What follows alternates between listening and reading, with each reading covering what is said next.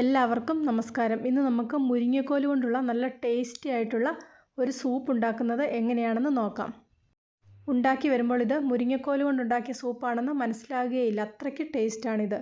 ഇതിനി ഉണ്ടാക്കുന്നത് എങ്ങനെയാണെന്ന് നോക്കാം. സൂപ്പിൻ്റെ പ്രധാന ഇൻഗ്രീഡിയൻ്റായ മുരിങ്ങക്കോല് വൃത്തിയാക്കി മുറിച്ചിവിടെ വെച്ചിട്ടുണ്ട്. ഏത് മൂപ്പിലുള്ള മുരിങ്ങക്കോലും നമുക്ക് ഇതിനു വേണ്ടിയിട്ട് എടുക്കാം. തീരെ പിഞ്ച് മുരിങ്ങക്കോലാണെങ്കിലും ഒരുപാട് മൂത്ത് പോയതാണെങ്കിലും നമുക്ക് സൂപ്പ് ഉണ്ടാക്കാൻ വേണ്ടി ഉപയോഗിക്കാം. ഇതിലേക്ക് നമുക്ക് എത്ര വെള്ളം വേണം അത്രയും വെള്ളം ഒഴിച്ച് നന്നായിട്ടൊന്ന് കുക്കറിൽ വേവിച്ചെടുക്കാം. മുരിങ്ങക്കോൽ ഇവിടെ നന്നായിട്ട് വേവിച്ചെടുത്തിട്ടുണ്ട്. ഇനി ഇതിലെ സത്തൊക്കെ നമുക്കൊന്ന് എടുക്കാം. അതിന് വേണ്ടിയിട്ട് ഇതുപോലെ ഒരു മാഷർ ഉപയോഗിച്ചിട്ട് നന്നായിട്ടൊന്ന് പ്രസ് ചെയ്ത് കൊടുക്കാം.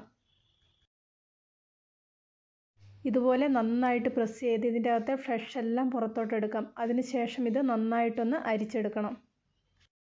ഇതുപോലെ ഒരു അരിപ്പയിലേക്ക് അരിച്ചെടുക്കാം. അതിനുശേഷം ഇതിൻ്റെ അകത്തുള്ള സത്ത് മുഴുവനൊന്ന് നമുക്ക് പിഴിഞ്ഞെടുക്കാം. മുരിങ്ങക്കായുടെയൊക്കെ സീസണിൽ കുട്ടികൾക്കൊക്കെ ഇതുപോലെ മുരിങ്ങക്കോല് കൊണ്ടുള്ള സൂപ്പ് ഉണ്ടാക്കി കൊടുക്കാം. മുരിങ്ങക്കോലിൻ്റെ സത്തെല്ലാം ഒരു ബൗളിലേക്ക് ആക്കി വെച്ചിട്ടുണ്ട്. ഇനി ഇതിലേക്ക് വേണ്ട ബാക്കി കാര്യങ്ങൾ ചെയ്യാം. ഇവിടെ ഒരു പാത്രത്തിലേക്ക് കുറച്ച് ബട്ടർ ഇട്ട് കൊടുക്കുന്നുണ്ട്. ബട്ടറിന് പകരമായിട്ട് നെയ്യോ ഏതെങ്കിലും വെജിറ്റബിൾ ഓയിലോ ഉപയോഗിക്കാം. ബട്ടർ ഇവിടെ നന്നായിട്ട് ചൂടായി വന്നിട്ടുണ്ട്. ഇനി ഇതിലേക്ക് ചെറുതായിട്ട് അരിഞ്ഞിരിക്കുന്ന വെളുത്തുള്ളിയും കുറച്ച് ഇഞ്ചി ചെറുതായിട്ട് അരിഞ്ഞതും കൂടെ ചേർത്ത് കൊടുക്കാം.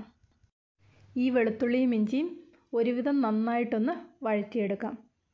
അതിനുശേഷം വേണം ബാക്കി ചേരുവകൾ ഇതിലേക്ക് ചേർത്ത് കൊടുക്കാൻ. അടുത്തതായിട്ട് ഇതിലേക്ക് ചേർക്കുന്നത് കുറച്ച് ഫ്രഷ് ആയിട്ടുള്ള ഗ്രീൻ പീസാണ്. ഇത് കുറച്ച് ക്യാരറ്റ് ചെറുതായിട്ട് അരിഞ്ഞതാണ്. ഇത് കുറച്ച് തക്കാളിയുടെ ഉള്ളിലെ കുരുവൊക്കെ കളഞ്ഞതിന് ശേഷമുള്ളതാണ്. കുറച്ച് ക്യാപ്സിക്കം ചെറുതായിട്ട് അരിഞ്ഞത്, കുറച്ച് ഫ്രഷ് ആയിട്ടുള്ള കോൺ, ഇവയെല്ലാം കൂടി ഇതിലേക്ക് ചേർത്ത് കൊടുക്കാം. കുറച്ച് ഉപ്പും കൂടെ ചേർത്ത് ഇതൊന്ന് അടച്ചു വെച്ച് വേവിച്ചെടുക്കാം. തീ കുറച്ചിട്ടതിന് ശേഷമാണ് ഇതൊന്ന് അടച്ചു വെക്കുന്നത്. ഇതുപോലെ അടച്ചു വെച്ചിട്ടുണ്ടെങ്കിൽ പെട്ടെന്ന് ഈ വെജിറ്റബിളൊക്കെ വെന്ത് കിട്ടും. വെജിറ്റബിളൊക്കെ ഇവിടെ ഏകദേശം ഒന്ന് വെന്ത് റെഡിയായി വന്നിട്ടുണ്ട്. വെജിറ്റബിൾ റെഡി ആകുമ്പോൾ ഇതിലേക്ക് എടുത്തു വെച്ചിരിക്കുന്ന ആ മുരിങ്ങക്കോലിൻ്റെ സത്ത് ഒഴിച്ചു കൊടുക്കാം. ആവശ്യത്തിനുള്ള ഉപ്പും കൂടെ ചേർത്ത് കൊടുക്കാം. ഇത് നന്നായിട്ട് ചൂടാവുന്നതിന് മുമ്പ് തന്നെ ഇതിലേക്ക് കുറച്ച് കോൺഫ്ലവർ വെള്ളത്തിൽ മിക്സ് ചെയ്ത് ചേർത്ത് കൊടുക്കണം.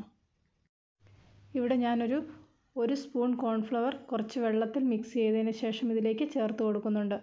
കൂടുതൽ കൊഴുപ്പ് വേണമെന്നുള്ളവർക്ക് കൂടുതൽ കോൺഫ്ലവർ മിക്സ് ചെയ്ത് ഇതുപോലെ ചേർത്ത് കൊടുക്കാം.